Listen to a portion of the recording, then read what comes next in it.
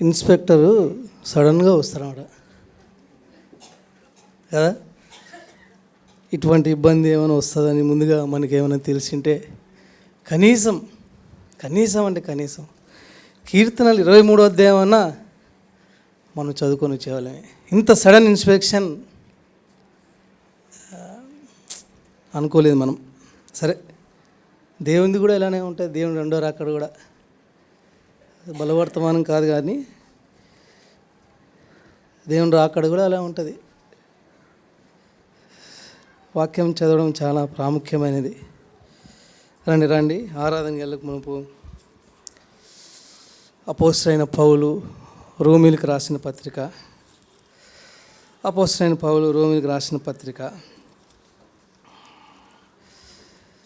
ఎక్కడ ఉంటుందండి ఇది?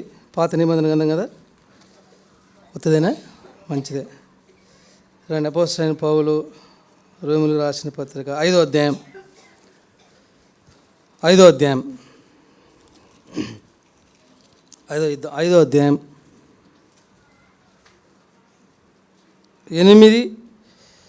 క్షమించండి 6, 7, 8 కలిసి చదువుకుందాం. 6, 7, 8 అందరు గట్టిగా బిగ్గరగా మన భాగాల్ని మనం చదువుదాం. రోమా 5, 8 క్షమించండి 6, 7, 8 క్షమించండి.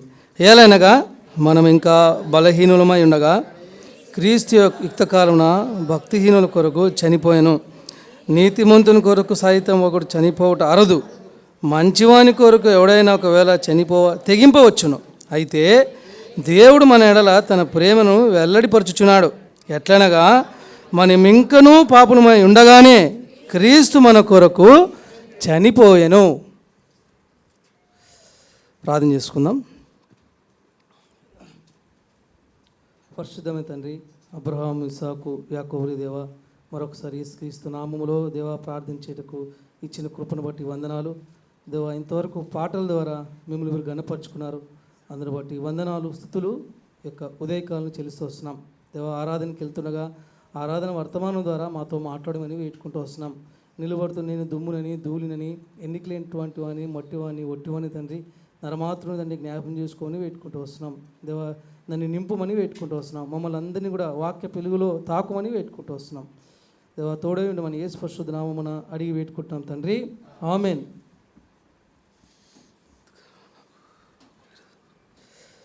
ప్రియ స్నేహితుడా, మనం చదివిన లేఖన భాగం మనకు చాలా పరిచయమైన భాగమే. అనేకసార్లు ఈ వర్తమానాలు మనం విన్నాం. అపోస్తలుడైన పౌలు రోమీయులకు రాస్తూ 5వ అధ్యాయం 6వ వచనం, 7వ వచనం, 8వ వచనంలో మనం చదివాము. ఇప్పుడు ఏలైనగా మనం ఇంకా బలహీనమై ఉండగా క్రీస్తు యుక్త కాలమున భక్తిహీనుల కొరకు చనిపోయెను. మన యేసుక్రీస్తు ప్రభు క్రీస్తు యుక్త కాలమున భక్తిహీనుల కొరకు, బలహీనులైన మన కొరకు ఆయన చనిపోతూ వచ్చాడు. మానవులైన మనం అందరం కూడా బలహీనులమే. అంతేకాదు, ఇక్కడ భక్తిహీనులం కూడా. ఎంత బలహీనులు అంటే ఇక్కడ మంచి పౌలు ఒక మాట అంటాడు చూడండి. ఇక్కడ రోమా 7:18 తీయండి. రోమా 7:18 నాయందు అనగా నా శరీరమందు మంచిది ఏదియూ నివసింపదని నేను ఎరుగుదును. మేలైనది చేయవలనని కోరిక నాకు కలుగుచున్నది కానీ, ప్రియ స్నేహితుడా, ఇందాక మనం చదివాం కదా, ఇక్కడ ఒక మంచి మాట, బలహీనులమై ఉండగా. ఏలయనగా మనం ఇంకా బలహీనములమై ఉండగా, మానవులైన మనం బలహీనులం. పౌలు అంటున్నాడు తన అనుభవ జీవితంలో, అయ్యా ఎంతమంది మాట రాబడిందంటే, నా యందు అనగా నా శరీరమందు మంచిది ఏదియు నివసింపదు. మానవుని శరీరంలో ఏది కూడా, ఏ మాత్రం కూడా మంచిది లేదండి, మంచిది లేదు. ఎంత మంచి మాట రాబడిందంటే, నా శరీరమందు మంచిది ఏది నివసింపదని కానీ నేను ఎరుగుదును, నివసింపదని నేను ఎరుగుదును. మేలైనది చేయవలని కోరిక నాకు కలుగుచున్నది, కానీ దాన్ని చేయడం నాకు కలుగుటలేదు. మేలు చేయాలని నేను ప్రాకులాడుతున్నాను, మేలు చేయాలని నేను తిరుగుతున్నాను, మేలు చేయాలని నేను తలంచుతున్నాను, కానీ అది అవటం లేదు. కారణం ఏంటంటే నా శరీరమందు మంచిది ఏదీ లేదు, ఏదియూ లేదు. మన శరీరంలో మానవుడైన మన శరీరంలో మంచిది ఏదీ లేదు. ప్రియ స్నేహితుడా, దేవుడు అంటాడు నోవాతో, నోవా అయ్యా, నేను ఇంకా మళ్ళీ ఎన్నడూ కూడా ఈ భూమి మీద ఇటువంటి పరిస్థితులు తీసుకురాను, ఇటువంటి నీళ్ళని నేను తీసుకురాను. ఎందుకంటే బాల్యము నుండే వారి నరుల హృదయము ఆలోచన వారి బాల్యము నుండే చెడ్డది. నోవా బలిపీఠం కట్టినప్పుడు దేవుడు ఆ మాట అన్నాడు, నేను ఎన్నడూ ఇటువంటి జలప్రాయం తీసుకురాను నోవా. నాకు తెలుసు నరుల హృదయం వారి యొక్క ఆలోచన బాల్యం ఫ్రమ్ చైల్డ్ చెడ్డది. పౌలు అంటున్నాడు తన అనుభవ జీవితంలో ఏమంటాడంటే, అయ్యా నా శరీరం అందు మంచిది ఏది లేదు. నీతిమంతుడు లేడు, ఒక్కడు లేడు. పౌలు అంటాడు, సాక్షాత్తు పౌలు అంటాడు. రండి వెళ్దాము, ఇలా కొన్ని విషయాలు మనం చూద్దాం. రండి. న్యాయాధిపతులు 16, జడ్జెస్ న్యాయాధిపతులు 16:7. సంసోను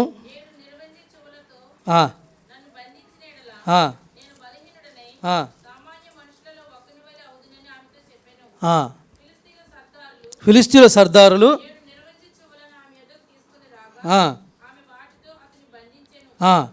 చాలు సిస్టర్, ఇక్కడ మనం చదివాం ప్రియ స్నేహితుడా, ప్రియ సహోదరుడా, సహోదరి, ఇక్కడ మనం ఒక మాట చదివాం. రోమా 5:6 రాబడింది, ఏలయనగా మనం ఇంకా ఎటువంటి బలహీనులం. పౌలు అన్నాడు, నా శరీరం అందు ఏం లేదండి, ఏ మంచి లేదు.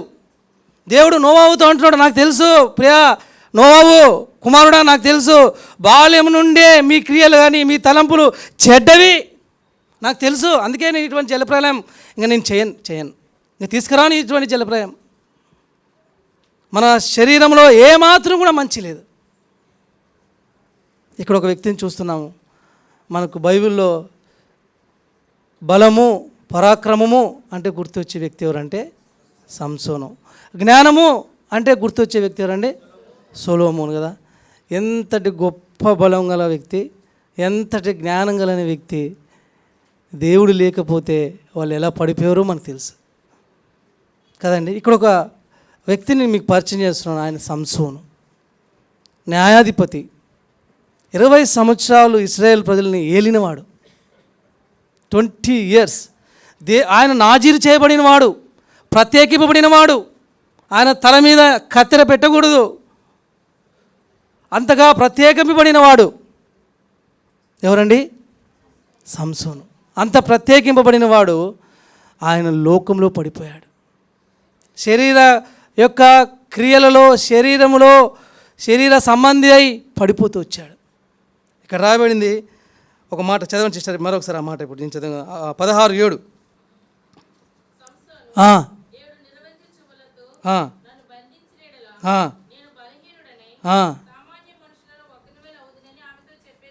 నేను బలహీనుని అవుతాను. ఎప్పుడు?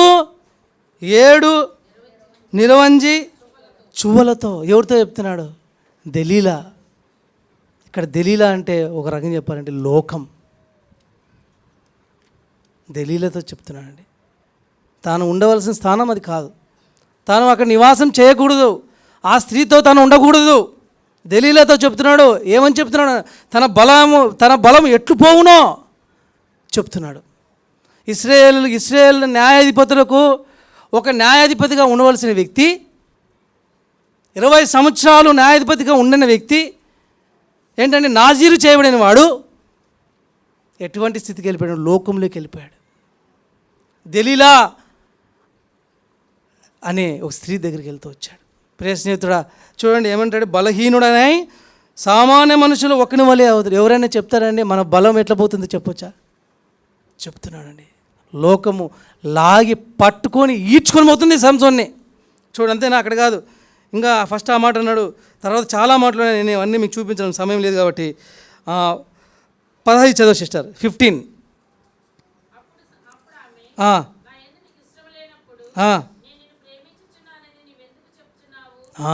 నిజంగా ప్రేమిస్తుందండి. నిజంగా ప్రియుని మరణం కోరుకుంటుందా? ఫిలిస్తీన్ల సర్దారులు వచ్చి ఆమెను బలవంతం పెడుతున్నారు. ఈ యొక్క సంసోనుని మేము చంపాలంటే మా చేత అవ్వదు. ఆయన నాజీరు చేయబడినవాడు, పరాక్రమం కలిగినవాడు. అటువంటి వ్యక్తిని మేము చంపలేం. కానీ కనుక్కో, బలం ఎక్కడుందో కనుక్కో, ఆయనలో బలం ఎక్కడుందో కనుక్కో. ఇప్పుడు ఆ స్త్రీ కనుక్కుంటుంది. ఏమంటుంది ఆ స్త్రీ? ఇప్పుడు చదవండి సిస్టర్ అన్నమాట.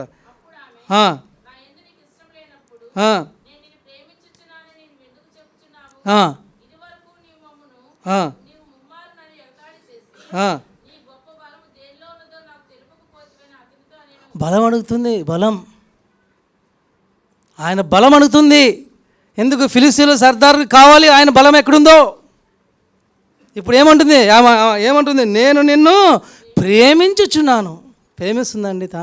తను ప్రేమించేదైతే ఫిలిస్తీన్ల సర్దారుల మాటలు విని తన ప్రియుని యొక్క బలాన్ని అడుగుతుందా? అడగలేదు. ఈ లోకము యొక్క ప్రేమ అలాంటిది. ఈ లోకంలో ఉన్న మానవుని ప్రేమ అలాంటిది. మన బలాన్ని కోరుకుంటుంది. నేను ఈ మధ్యకాలంలో చాలా ఫ్యాషనేట్గా చూస్తున్నాను. చాలా ఫ్యాషనేట్ ఏంటంటే 10 మాటలు మాట్లాడితే 10 మాటలు, ఒక వ్యక్తితో 10 మాటలు మాట్లాడితే 5వ మాట 6వ మాట ఏమడుగుతారో తెలుసా? నీ శాలరీ ఎంత?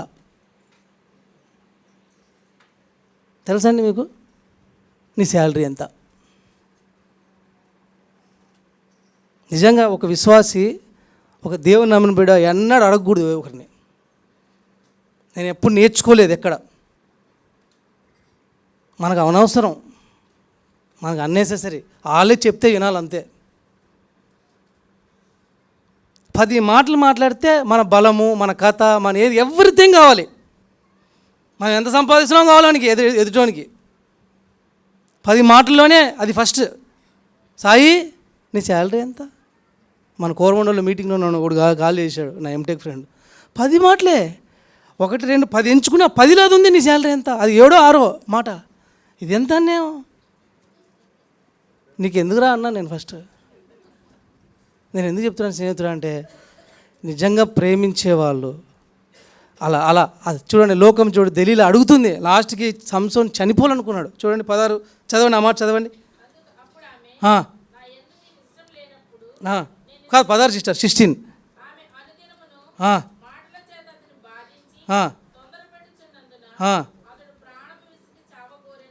చచ్చిపోవాలనుకున్నాడు. అంతగా విసిగించింది దెలీలా. ఒక నాజీర్ చేయబడిన వ్యక్తి, ప్రతిష్ఠింపబడిన వ్యక్తి, న్యాయాధిపతి, 20 సంవత్సరాలు జీవించిన వ్యక్తి, న్యాయాధిపతిగా ఉన్న వ్యక్తి ఒక స్త్రీ చేతిలో బందీ అయిపోయినాడు. లాలన చేయబడినాడు కదండి. చచ్చిపోవాలనుకున్నాడు. నా ప్రాణం విసికి చావగోరేను. ఈ జీవితం ఎంత ఉంటే చచ్చిపోతే ఎంత అనుకున్నాడు. ఎందుకు ఆ పరిస్థితి? దేవుని విడిచాడు. తన పరిస్థితిని విడిచాడు. తన స్థానాన్ని గుర్తెరగలేదు. తను ఎవరో గుర్తెరగలేదు. ప్రియ స్నేహితుడా, చూడండి 17వ వచనం చదవండి సిస్టర్. రోజు పీడింపు ఇళ్ళలో కదా, ఇళ్ళలో కూడా చూస్తాం చాలామంది. వారికి ఏదైనా కావాలంటే అన్నం పెట్టేటప్పుడు అడుగుతారు, చేతులు కడుక్కునేటప్పుడు అడుగుతారు, బాత్రూంలో ఉన్నప్పుడు అడుగుతారు, బైక్ వేసుకునేటప్పుడు అడుగుతారు కదా. స్త్రీలే కదా, పురుషులు కూడా లేండి. ఎందుకు అనా? టీ తాగినప్పుడు అడుగుతారు. ఈ విధంగా నా ప్రియ స్నేహితుడా, ఇక్కడ చూస్తున్నాము. ఈ విధంగా విసికి చావగోరిన వ్యక్తి తన అభిప్రాయం అంతా ఆమెకు తెలియజేస్తూ వచ్చాడు. తన అభిప్రాయం ఏం చెప్పాడు? చదవండి సార్. ఇప్పుడు అభిప్రాయం అంతా ఆమెకు తెలియజేసి, నేను నా తల్లి గర్భం నుండి పుట్టినది మొదలుకొని దేవునికి నాజీరు చేయబడిన వాడినే ఉన్నాను. నా తల మీదకి నా మంగళ కత్తి రాలేదు.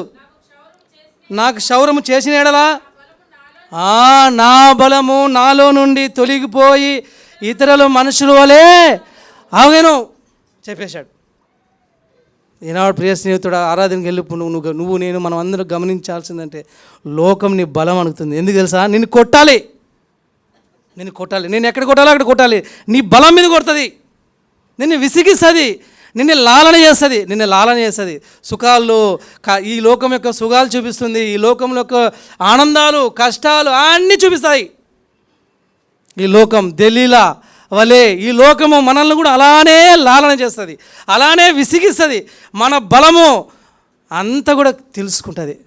నా స్నేహితుడా, నా ప్రియ స్నేహితుడా, చూడండి ఇంకొక మంచి మాట ఉంది అక్కడే 19 చదివి ముందుకు వెళ్ళిపోదాం.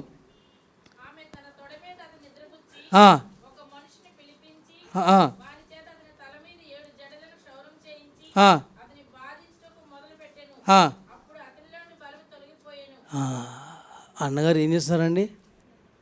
ఏం చేస్తున్నాడు? చక్కగా ఏమన్నారు? అతను నిద్రపుచ్చి లాలన చేసి నిద్రపుచ్చి ఉన్నాడు. జరగాల్సిన కార్యక్రమం అంతా జరిగిపోయింది. అతనిలో నుండి బలము తొలగిపోయింది. శత్రువు వచ్చాడు, పట్టుకున్నాడు, ఈడ్చుకొని పోతున్నాడు. ఇప్పుడు ఎందుకు చెప్తున్నాను ప్రియ స్నేహితుడా? ఇదంతా కూడా ఎందుకు చెప్తున్నాను అంటే రోమా 5:8 ఇప్పుడు ఒకటి చదవండి. రోమా 5:8 చదవండి. రోమా 5:6. అయితే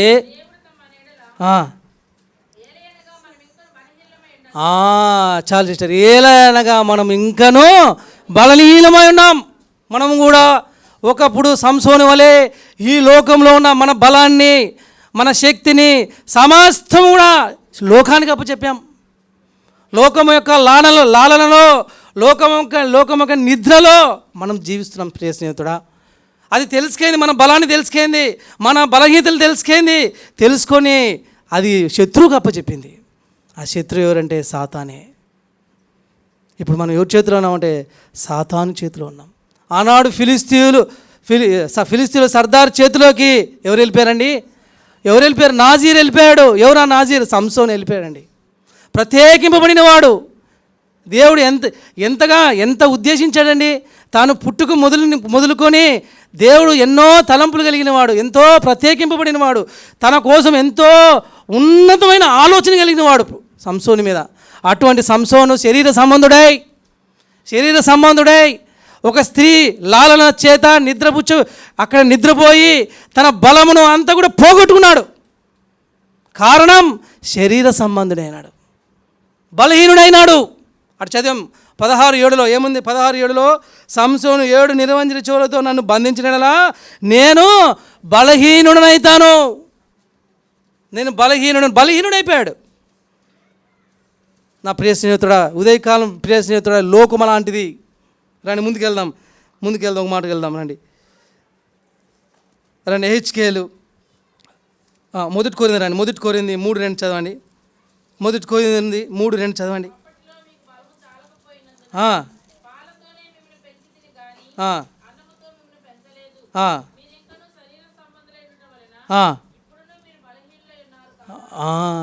చూశారండి, చాలా స్పష్టంగా మాట్లాడుతున్నాడు పౌలు గారు కొరింథీయులతో.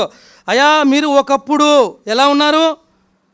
అప్పటిలో మీకు బలము చాలకపోయినందున పాలతోనే మిమ్మల్ని పెంచితిని.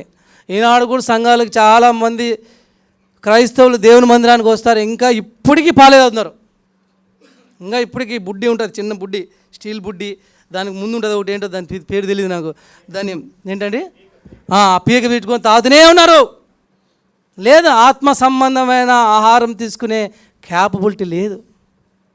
సరే, అది అంశం పక్కన పోతుంది కాబట్టి నా స్నేహితుడు ఇక్కడ వస్తే మీరు ఇంకనూ శరీర సంబంధులై ఇండుట వలన ఇప్పుడు మీరు బలహీనులై ఉన్నారు. ఆనాడు సంసోను శరీర సంబంధుడై ఏమైపోయాడు? బలహీనుడు. ఆయన బలహీనుడా? ఎంత బలవంతుడు! ఆయన బలం గురించి చెప్తే ఓ పెద్ద వాక్యం, ఓ పెద్ద ఉపదేశం. ఎంతటి గొప్ప బలవంతుడు! ఒక స్త్రీ చేతిలో బలహీనుడైపోయాడు. కారణం శరీర సంబంధి. ఇక్కడ రాయబడింది శరీర సంబంధులై ఉండుట. చదవండి చేశారా మరొకసారి అన్నమాట. మీరు ఇంకనూ గుర్తుపెట్టుకోండి, మీరు ఇంకనూ శరీర సంబంధులై ఉండుట వలన బలహీనులైనాం. శరీర సంబంధులై దేవునికి వ్యతిరేకంగా జీవించడం ద్వారా మానవులైన మనము బలహీనులైపోయాం. సంసోను వలె లోకంలో జీవించి దేవునికి వ్యతిరేకంగా జీవించి బలహీనులమైనాం. ప్రత్యేకమైన వారిని పరిశుద్ధులు మనం ఒకప్పుడు. ప్రభువారు ఏమన్నారండి? నేను పరిశుద్ధుడై ఉన్నాను కనుక మీరును పరిశుద్ధులై ఉన్నారు. నాజీరు చేయబడిన వ్యక్తి బలహీనుడైపోయాడండి. ఫిలిస్తీన్లు సర్దారు చేతులకి అప్పగింపమన్నాడు. కన్నులు గుడ్డు పీకేశారు ఆయనకి. శత్రువుల చేతికి అప్పచెప్పాడు. మన స్థితి అంతే. మనం కూడా ఈ లోకం యొక్క లాలంలో నిద్రపుచ్చుకొని ఈ యుగ సంబంధమైన దేవత మన మనోనేత్రములకు గుడిదనం కలిగజేసి చేయరాని పాపం మన చేతి చేయిస్తుందండి. శరీర సంబంధం అయిపోయినాం మనం. మీరు ఇంకనూ శరీర సంబంధులై ఉండుట వలన ఇప్పుడును మీరు బలహీనులు. ఎందుకు మీరు బలహీనులు? శరీర సంబంధులు. మీరు శరీరాన్ని ఆస్పదం చేసుకొని మీరు బ్రతుకుతున్నారు. పౌలు అంటున్నాడు. ఎంత స్పష్టంగా మాట్లాడుతున్నాడు పౌలు అంటే. అందుకే పౌలు ఇంకొక మాట, గలితులు రాసిన పత్రిక చదవండి. గలితులు రాసిన పత్రిక 5:19 తీయండి. శరీర కార్యముల గురించి అక్కడ స్పష్టంగా రాయబడుతూ వచ్చాయి. శరీర కాలంలో స్పష్టమై ఉన్నవి అవేవనగా జారత్వము, అపవిత్రత, కాముకత్వము, విగ్రహారాధన, వేషములు, కలహములు, మత్సములు, కక్షలు, భేదములు, అసూయలు, మత్తతలు, అల్లరితో కూడిన ఆటపాటలు, వీటిని గూర్చి మునుపు చెప్పిన ప్రకారము బాగా గుర్తుపెట్టుకోండి, ఇట్టి వాటిని చేయువారు దేవుని రాజ్యం స్వతంత్రించుకున్నారని మీతో స్పష్టంగా చెప్పుచున్నాను. ఇవన్నీ కూడా ఏంటంటే శరీర కార్యములు స్పష్టంగా చెప్పాడు పౌలు గారు సంఘానికి చెప్తున్నాడు.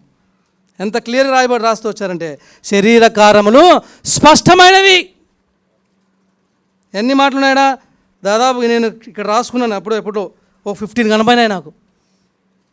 15 రకాల శరీర సంబంధమైన క్రియలు మనలో ఉన్నాయి. అందుకే బలహీనులం అయిపోయినాం. దేవునికి దూరంగా అయిపోయినాం. మనం బలం ఉన్నప్పుడు మనం దేవునితో ఉన్నాం. ఆనాడు సంసోను బలం కలిగినప్పుడు దేవునితో అనుసంధానం కలిగిన వాడు ఉన్నాడు. దేవునితో సంబంధం కలిగిన వాడుగా ఉన్నాడు. ఎప్పుడైతే దెలీలా చేతిలో పడినాడో పోయింది, తన బలం పోయింది, దేవునితో ఉన్న సహవాసం పోయింది. నా ప్రియ స్నేహితుడు, ఇక్కడ రాయబడింది శరీర కార్యములు స్పష్టమైన అవేనగా జారత్వం, అవేవనగా అపవిత్రత, అవేవనగా ఇక్కడ రాయబడింది కాముకత్వం, విగ్రహారాధన, అభిచారము, ద్వేషములు, కలహము, మత్సరములు, క్రోధములు, కక్షలు, భేదములు, అంతేనా? విమతములు, అసూయ, మత్తతలు, అల్లరితో కూడిన ఆటపాటలు. ఈ మాట అంటే నాకు చాలా భయం అవుతుంది. ఈ అల్లరితో కూడిన ఆటపాట, ఇందులో క్రికెట్ ఉందేమో భయం నాకు చాలాసార్లు. అందుకే ఈ మధ్యకాలంలో క్రికెట్ మానేశాను, చూడడం కూడా మానేశాను. ఎందుకో బాధని. ఎందుకంటే మరి ఆ లిస్ట్ ఏం లేదు అందులో. క్రికెటా ఫుట్బాలా, ఎందుకు దీనికోసం నరకని పోతే ఎంగేం జీవితం, ఇంత వాకింగ్ చెప్పి ఇంత సావాసం చేసి ఇంత అక్కడి నుంచి ఇక్కడికి వచ్చి ఎందుకు ఈ బాధలు? సరే, నా ప్రియ స్నేహితుడా, స్పష్టంగా చెప్పాడు పౌలు గారు, అయ్యా శరీర కార్యాలు మీలో ఉన్నాయో కంటే మీరు బలహీనులయ్యారు. అంతేనండి. ఇంకొక మంచి మాట, ఎందుకు బలహీనులయ్యారు రండి ఇంకొక మాట చూసి ముందుకు వెళ్దాం. 1 కొరింథీ 11:30 ముగిచేసుకుందాం, దగ్గరలో ఉన్నాం.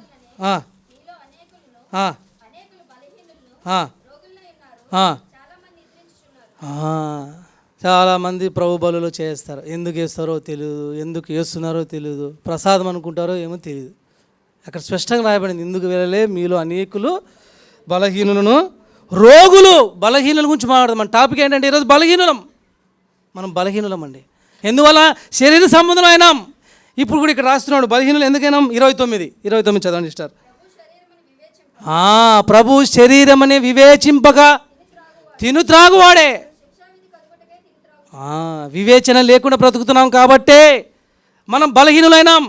ఆ వివేచన లేక బ్రతుకుతున్నాం కాబట్టే ప్రభు బలులో చేస్తున్నాం. అపవిత్రమైన చేతులతో ప్రభు బలులో చేతులు వేస్తున్నాం.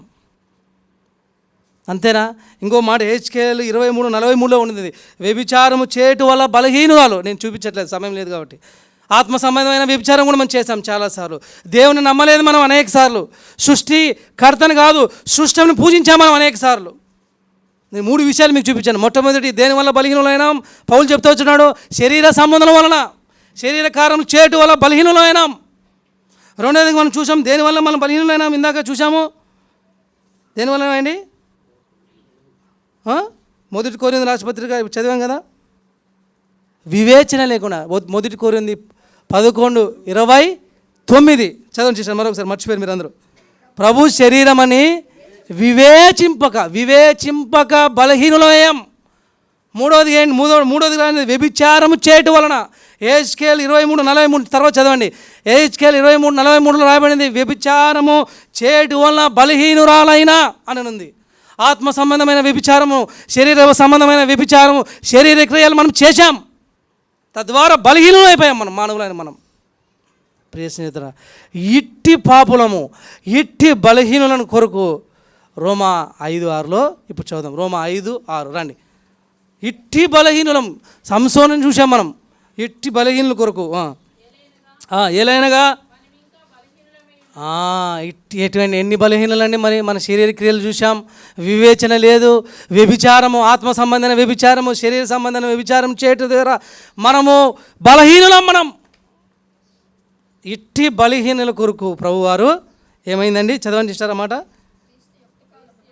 క్రీస్తు యుక్త కాలమున భక్తిహీనుల కొరకు చనిపోయాడు. చూశారండి ప్రియ స్నేహితుడా, అసలు యుక్త కాలం చనిపోయాడు. మనకు రావాల్సిన శిక్ష తాను భరించాడు. మనకు రావాల్సిన శిక్ష తాను భరించాడండి. ఎంత అద్భుతం!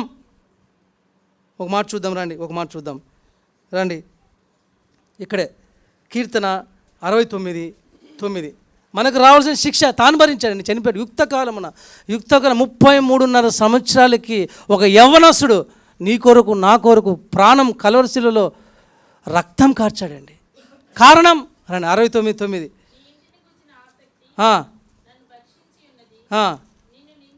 అక్కడ పట్టుకొని నిన్ను రెండో పాయింట్ పట్టుకోవాలి. నిందించిన మన నింద యావత్తు సమస్తం తాను భరించాడండి. యుక్త కాలంలో మన నిందంతా ఆయన భరించాడు. మరొకసారి చదవం చేశారన్నమాట. 69:9 కీర్తన.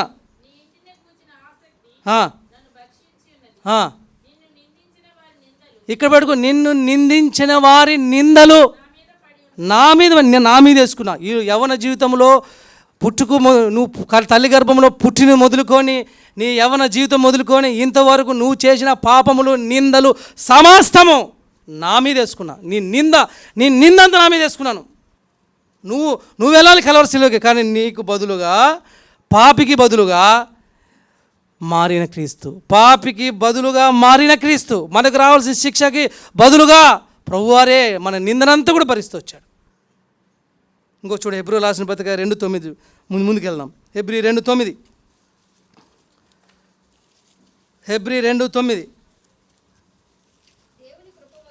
దేవుని కృప వలన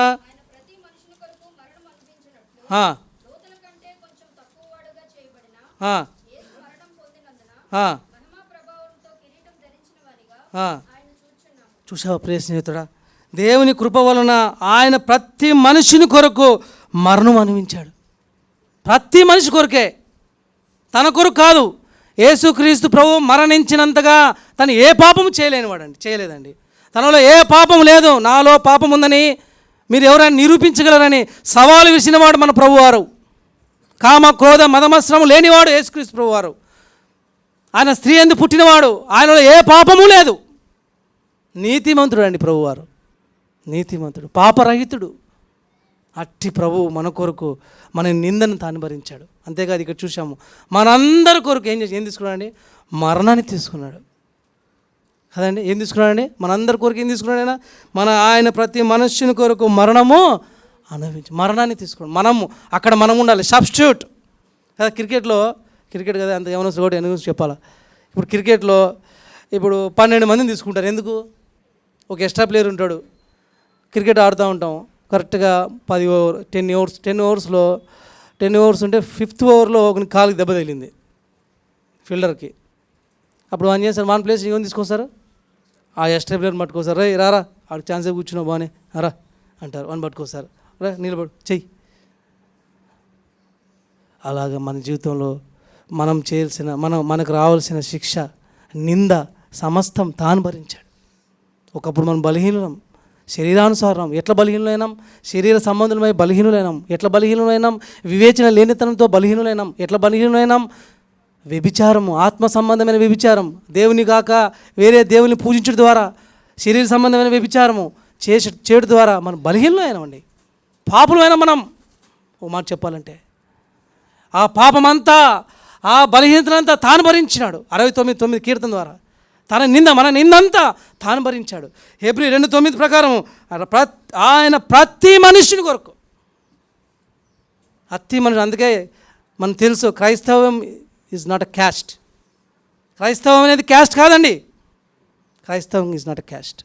అది ప్రియ స్నేహిత మార్గం దేవుడు మార్గము రావిన ఆయన ప్రతి మనుష్యుని కొరకు మరణం అనుభవించాడు. ఎందుకండి ఎందుకు చేయాలా? ఎందుకు చేయాలా? ఆయనకు మన మీద ప్రేమ ఉంది. ఆ 2 వచనాలు చూద్దాం, సమయం లేదు కాబట్టి 2 చూద్దాం రండి. ఒకటి చూద్దాం రండి. యోహాను సువార్త 13:1.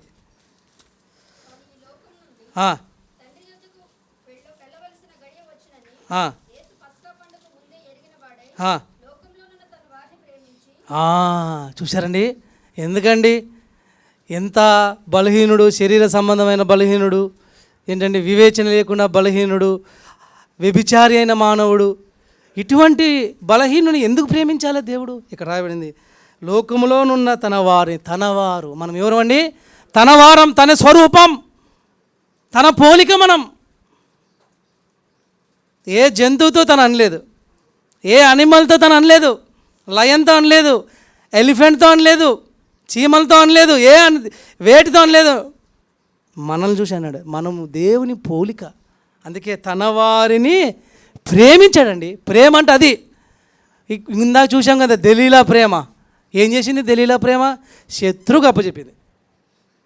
దేవుడు శత్రువు నుంచి మనల్ని కాపాడాడు. మన శత్రువు చేతిలో నుంచి మనల్ని లాగినాడు. ఒకడు అగ్నిలో నుండి లాగినట్టుగా ప్రభు శత్రువు చేతిలో ఉన్న మనల్ని లాగివేశాడండి. తన వారిని ప్రేమించాడు. ఎంత మంచి మాట! లోకములోనున్న తన వారిని ప్రేమించి, వారిని ఎంతవరకు ప్రేమించారండి? అంతము వరకు. అంటే ఒక మాట చెప్పండి, మార్పు లేనిదని. ఏ ప్రేమ అది? మార్పు లేనిది. నేను ఇంటర్మీడియట్ మేము డిప్లొమాలో ఎప్పుడో చూశాను పేపర్లో, ఒక అమ్మాయి ప్రేమించలేదని ఒకడు యాసిడ్ పోసాడు, ఒక అమ్మాయి ప్రేమించలేదని ఒకడు నరికాడు గుంటూరులోనే ఎక్కడో. ఎంతవరకు ఉంది ప్రేమ? ఉంది అమ్మాయి ఒప్పుకుంటుందా లేదా అనే దాని మీద ఆధారపడింది అని ప్రేమ. కానీ మనం ప్రభు ప్రేమ అలా కాదు. ఎంత మంచి మాట రాబడిందంటే, వారి అంతం వరకు ప్రేమించాను. అందుకే బలహీనుడు అయినా, నువ్వు శరీరానుసారు అయినా, మనం ఎన్నో చూసాం, దాదాపు 15 పైన ఉన్నాయి శరీరకారం స్పష్టంగా. వాటిలో ఎక్కడో లిస్టులో మనం ఖచ్చితంగా ఎక్కడో పడిపోయాం. అయినప్పటికీ నిన్ను ప్రేమించాడు. తన వారిని కాబట్టి ప్రేమించాడు. నీకు బదులుగా సబ్స్టిట్యూట్ అయినాడైనా, నీకు బదులుగా మారాడైనా. నువ్వు కలవరి శిలువలో ఉండాలి, ఆ మేకులు నీకు కొట్టాలి, ఆ తలకి ముళ్ళు నీకు కొట్టాలి, ఆ కాళ్ళకి మేకులు నీకు కొట్టాలి. హెబ్రీ 2:9 ప్రకారము ప్రభువారు ఆ శిక్షనంతా తాను భరించాడు. 69:9 కీర్తన ప్రకారం ఆ నిందంతా, సమస్త నింద, ఆ పాపము, ఆ బలహీనతలన్నీ తాను భరించాడు. ప్రియ స్నేహితుడా, ఎంత అద్భుతం దేవుని ప్రేమ! ఎంత అద్భుతం! మార్పు లేని ప్రేమ, విలువైన ప్రేమ, అమూల్యమైన ప్రేమ. అంతేనా? ఇక్కడే 15:9 చూడండి, ఇక్కడే పక్కనే తీయండి. 15:9 యోహాను 15:9 ముగిద్దాం.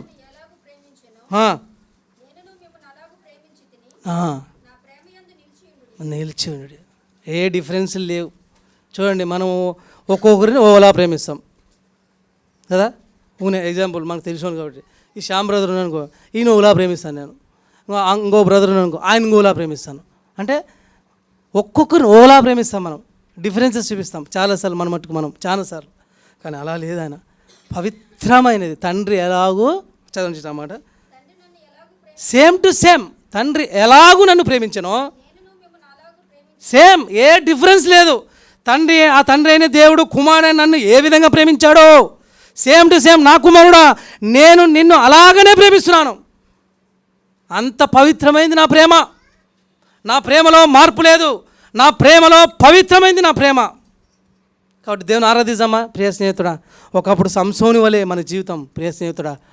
మనం కూడా ఆ దెలీలా లాంటి లోకంలో లాలల్లో నిద్రమత్తులో ఉండి యుగ సంబంధమైన గుడ్డితనంతో జీవించి శరీర సంబంధులై మనం ఉన్నప్పుడు ఇట్టి శిక్షకు పాత్రం మనకు బదులుగా యేసుక్రీస్తు కలవరిలోనికి ప్రాణం పెట్టారు, రక్తం కార్చాడండి, మనకు బదులుగా మారాడు. ఈ కారణం మనల్ని ప్రేమించాడు, మార్పు లేని ప్రేమతో, పవిత్రమైన ప్రేమతో నిన్ను నన్ను ప్రేమించాడండి. ఆ ప్రేమకి ఏమి ఇవ్వగలం? ఆరాధన తప్ప ఏమి ఇవ్వలేం. ఇంత చెప్పాను కదా.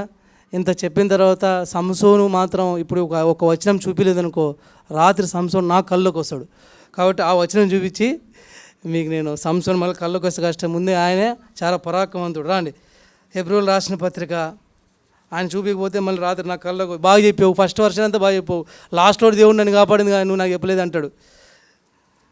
రండి, ఎక్కడ 34 కన్నా 11